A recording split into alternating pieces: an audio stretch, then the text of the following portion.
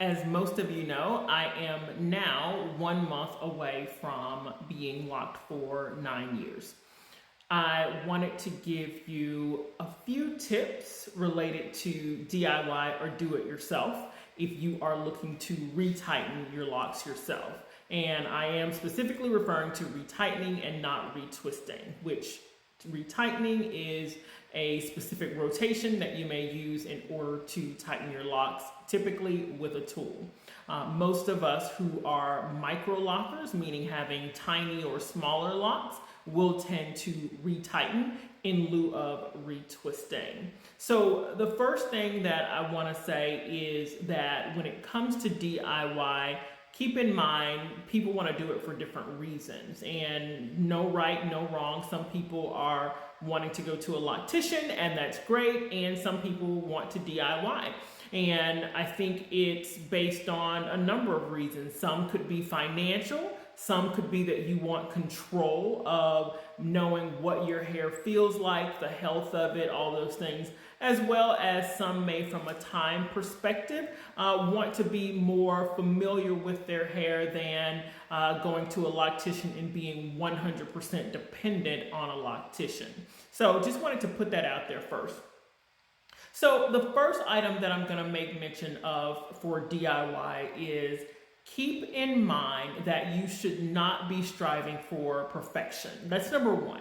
Don't strive for perfection, strive for healthy locks. If your locks are overall healthy, meaning you're cleaning them regularly, I wash once a week. You don't have to do once a week. I do that for myself because I have things with my scalp that I have to be cognizant of, but you don't have to do once a week. But keeping your scalp cleaned regularly and your locks in general washed, then you will be on a good road to healthy locks.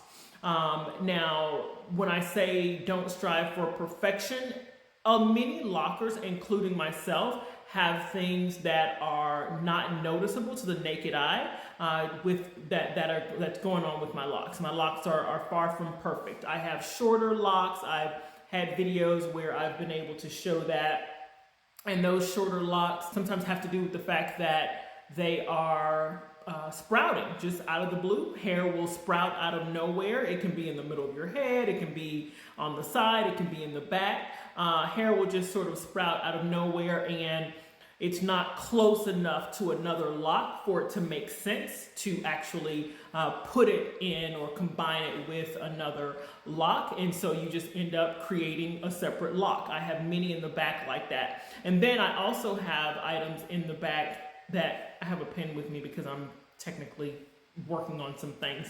But I also have the back area. I am someone who I cannot stand lint, so I will tend to pick at the lint, which can cause some weakness, and I will go ahead and either cut the lock or it will break where I have picked at the lint. But I'm okay with that because it's towards the back of my head, towards the nape of my neck, and no issue for me. Sometimes when I have my hair up, you can see the shorter lock, sometimes you can't. So the second item that I would say that goes hand in hand with the first is that if you are DIY, you are going to make some mistakes. Making mistakes in doing your locks or getting familiar with how to retighten your locks, it's okay. You can make mistakes as long as you try to ensure that you're not making anything that's going to cause them to weaken and for certain areas to break and make it look unhealthy overall. So in the beginning phases, it's okay. Make the mistakes, learn from them. Remember each time that you retighten that you'll want to ensure that that mistake is not made again. And that's how you learn. It's just like anything else. You just have to figure it out as you go. The third thing to keep in mind when it comes to DIY is that it will take you longer to retighten your locks than it will take a loctician. Look, first of all, they are pros, right? So they are doing locks much of the day and have been doing it for years. And in addition to that, they're standing over someone's head, right? Their arms aren't as tired as you because your hands are up constantly or over and around and all that as you're doing your locks. So you're gonna need rest in between. So it will take you longer. I will tell you, for me personally, when I retighten my locks, I don't retighten very often, if I'm honest with you, even for my size, especially for my size of locks. But I will tell you that it will sometimes take me days. I don't try to do it all in 1 day or 2 days. Like it's impossible for me to do.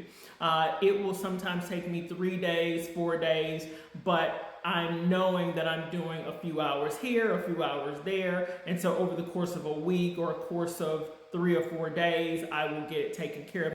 If I'm having a lazy weekend and I'm not doing anything, I will spend hours and hours doing it. I'll put on a good movie and watch a good series, and a few good series, and I will get through getting it done. But even with that, going straight through, it still takes me about 2.5 days to get it done. Whereas a loctician, if I were to go to a loctician, they would probably do it in 4 hours or less, quite frankly.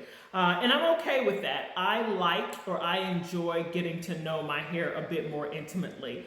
What I did not like the few times that I did go to a loctician is that I was not able to see or feel or touch every strand of my locks from beginning to end, or from the scalp all the way to the end. When I'm doing my locks, I'm able to do that, and I'm able to check to see if there are loose areas, if there are areas that may have a hole or feel a little bit weaker, and so I know how to strengthen those areas. If a loctician is doing my hair, I won't necessarily know that, and their view of what needs to be corrected or what needs to be strengthened may be a bit different from me, because I know how I wear my hair. I know where I do my ponytails the most. I know where I need to ensure that there are no weak spots. And number 4 is do your research. Before you start to DIY your hair, or even before you even think about locking, do the research. There is so much information out there now about micro locks and retightening, and the different rotations that you can use and all these things. It really comes in handy. When I started, there was not a whole lot of information out there about smaller locks. And so you just kind of found what you could. So I would say definitely do your research and ensure that you do the things that you need to do to ensure the most optimal method of doing your locks or DIYing your locks. And the last thing is, don't compare length. Look, we have a tendency when it comes to locks to say, oh, this person started their locks a month before me, or the same month as me, or a month after me. Man, her locks or his locks are way longer than mine. Why are my locks not growing? Well, here's something to always keep in mind. So the health of a person's scalp and all of that does come into play. In addition, how they started their locks come into play. And of course, if their hair naturally grows faster. But something else that people don't keep in mind is the individual's height. So as an example, I'm 5'8". If I have a friend who is, say, 5'2", and their locks are the same length as mine, they are going to fall differently on that person. So at 5'2", someone with locks my length, it would probably pass the butt, right?